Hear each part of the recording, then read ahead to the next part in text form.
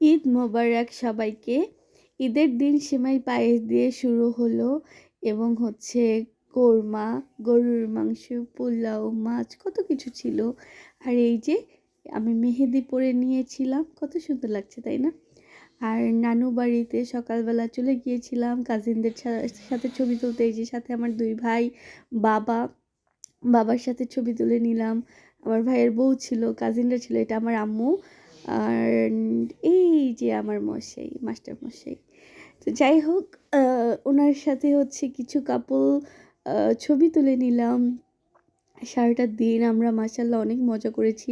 তবে এইবারের ঈদটা একটু ডিফারেন্ট ছিল, কেননা এবার হচ্ছে আমার ফ্যামিলি মেম্বার্সদের সাথে বেশি সময় কাটানো হয়েছে। এই যে আমার ভাবির সাথে আমি টুইনিং করে নিয়েছিলাম, এখন কাজিনদের সাথে, আমার ছোট্ট কাজিন দেখতে পাচ্ছেন।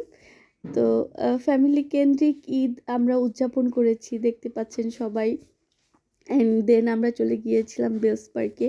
তো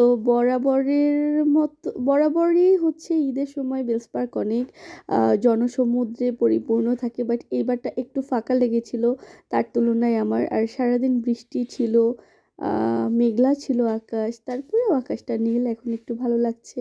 আমি কিছু ক্লিপস নিয়ে নিলাম, স্ন্যাপ আর কি।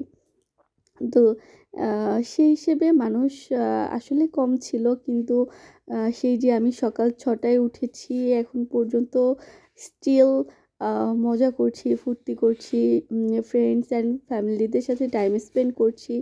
রেস্ট পাইনি, তো পা ব্যথা করছিল, আমি একটু রেস্ট নিয়ে নিলাম। অ্যান্ড দেন আরও কিছু হচ্ছে স্ন্যাপ তুলে আহ, উনি আমাকে কিছু ক্লিপ তুলে দিল আর কি। এরপরে আমরা হচ্ছে লাখুটিয়া জমিদার বাড়িতে কিছু স্ন্যাপ তুলেছিলাম। আমাকে সুন্দর লাগছে না বলেন? মাশাল্লাহ বলতে ভুলবেন না কিন্তু।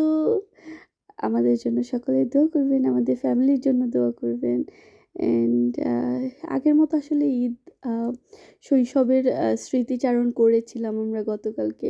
আগের মতো মজা লাগে না, তাও হচ্ছে একটু ফ্রেন্ডস ফ্যামিলির সাথে বের হই। তো এটা হচ্ছে ফ্রেন্ডস টাইম।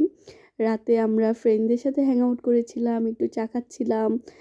আমরা চলে গিয়েছিলাম হচ্ছে এই যে তালতলিতে। এখানে চাটা বেশ ভালো, আর এই মনোমুগ্ধকর পরিবেশ ভালো লাগছিল আসলে।